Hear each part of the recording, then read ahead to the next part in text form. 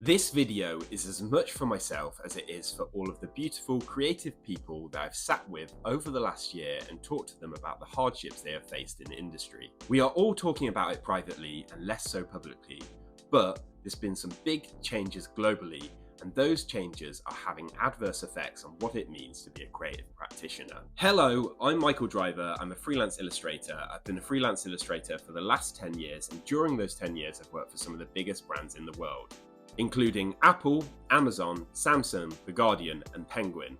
In today's video, I'm going to be talking about why it sucks to be an illustrator right now, why it's not your fault that you can't get work, and what you can do about it. Let's get to it. This year, we have seen a record amount of elections across the West.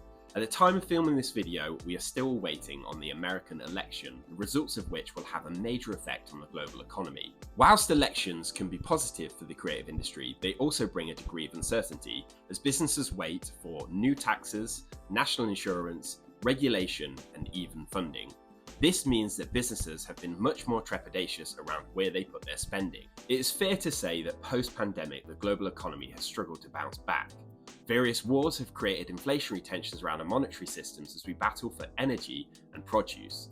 This has created the perfect concoction of wage stagnation and inflation. If you're working within a design company, that might mean that you're not going to get the pay rise that you've been wanting for a while. If you're freelance like me, you're doubly screwed as the cost of living soars whilst advertising spends shrink. This has a trickle-down effect on all aspects of illustration, including publishing, editorial, advertising, and branding.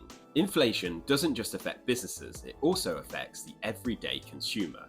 If you are an artist that tables regularly at art markets or sells their products online, you might have noticed that you're selling less work. This is due to the fact that everyday living has become much more expensive, and people are being much more cautious about how they spend their money.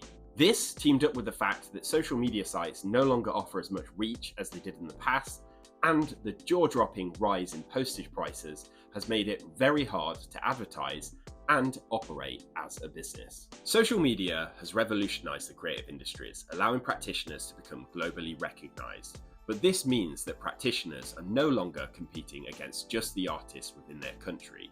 Gone are the days when the industry was landlocked and you could make an artwork and send it via train to a major publisher or newspaper. You are now in competition with the world. Websites like Fiverr have created a marketplace with race to the bottom economics where artists now compete on price as well as talent.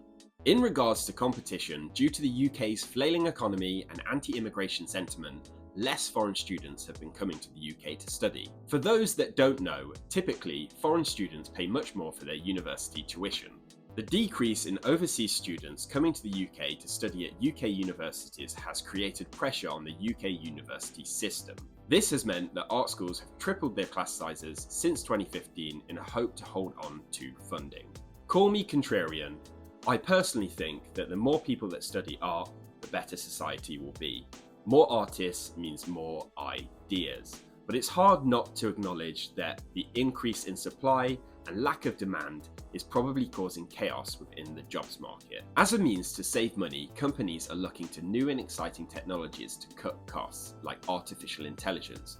Whilst I don't think that artificial intelligence is going to have as much of an impact on the illustration industry as currently is being predicted, I do think that companies are trying to work out ways in which they can automate their businesses as a means to save money. Automation means redundancies, and whilst redundancies save money long term, short term they cost a butt ton of money. Less money earned means less money spent, and less money spent means less tax paid. Less tax paid means less publicly funded projects. Less publicly funded projects means that people on lower household incomes will struggle to join the industry, ridding the industry of important narratives and perspectives. So, that was a lot. If you're still listening, you might be feeling pretty overwhelmed, and that is fair. But my point is, lots has been going on, and it has made being an illustrator kinda suck. If, like me, you are experiencing a drop in income, this is not because of something trivial like you've changed the colour palette that you use or how you draw noses. There are big things happening in the world on a macro level that are making it super hard to be a practitioner and a human being. You are brilliant, and as long as you continue to make brilliant work, you will eventually be rewarded for navigating these turbulent times.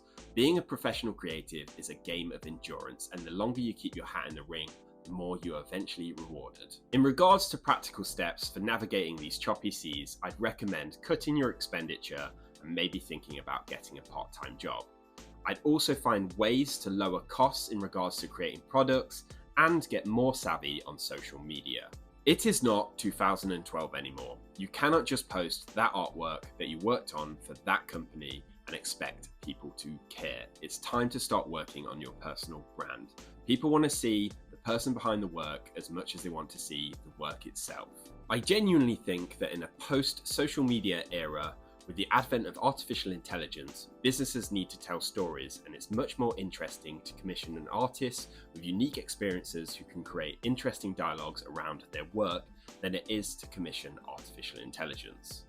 That was the video for this week. I hope you enjoyed it. If you did enjoy it, make sure to like and subscribe.